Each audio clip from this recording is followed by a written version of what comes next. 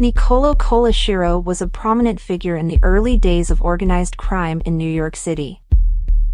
Born in Sicily, he rose to prominence in the early 20th century and eventually became the boss of what would later be named the Bonanno crime family. Schiro's early life was marked by the typical struggles of immigrant families in a new and unfamiliar land. He quickly became involved in the burgeoning underworld of New York City, where he honed his skills in various illicit activities. Schiro's leadership of the Mafia clan would see it orchestrate the Good Killer's murders, control gambling and protection rackets in Brooklyn, engage in bootlegging during Prohibition, and print counterfeit money. As a leader, Schiro was known for his shrewd business sense and his ability to navigate the complex power dynamics of the criminal underworld. His influence extended into the 1920s and the era of Prohibition, a time when organized crime flourished due to the lucrative bootlegging and speakeasy industries. Schiro and his associates capitalized on the demand for illegal alcohol, increasing their wealth and power in the process. 1920s and Prohibition. Several Schiro gangsters became mafia bosses in other cities: Frank Lanza in San Francisco, Stefano Megadino in Buffalo, and Gaspar Messina in New England. Schiro was also close to future Los Angeles boss, Nicolo.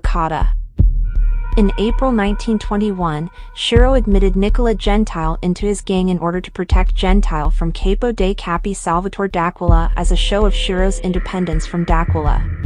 Schiro gangster Giovanni Battista Di Bella was arrested under the alias Piazza on July 14, 1921, when over $100,000 worth of whiskey and numerous forged medicinal liquor permits were seized during a raid by Prohibition agents Izzy Einstein and Mo Smith at Di Bella's olive oil warehouse in Brooklyn. Schiro had been a witness at Di Bella's wedding in 1912. Counterfeit money. On August 2, 1922, Secret Service agents arrested Schiro gangster Benjamin Gallo, along with 4 others, for operating a sophisticated counterfeiting plant at a bakery on Rockaway Avenue in Brooklyn. Their agents found dyes, presses, paper, and hundreds of dollars worth of counterfeit $5, $10, and $20 bills, along with an illicit alcohol still. Bootlegging and immigration fraud.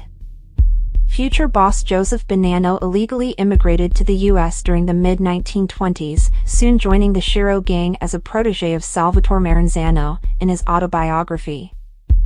Bonanno writes he thought Schiro was a compliant fellow with little backbone and extremely reluctant to ruffle anyone. Bonanno's second cousin, Vito Bonventre, remained a leader within Schiro's gang following his arrest and release during the Good Killer's affair.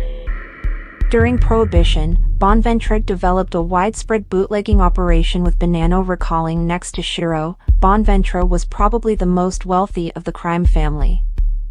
Maranzano, a Castellamare del Golfo-born son-in-law of a Sicilian mafia boss in Trapani, had joined the Schiro mafia clan in the mid-1920s and helped it create an extensive bootlegging network in Dutchess County, New York, along with a ring providing fraudulent immigration and naturalization documents to Italians smuggled into the United States. However, Schiro's leadership eventually faced challenges, leading to his ouster from his position of power. Undeterred, he returned to his native Sicily, where he continued to exert his influence in the criminal underworld. Despite the turbulence he faced in New York, Schiro's legacy as a pivotal figure in the early days of organized crime endures to this day.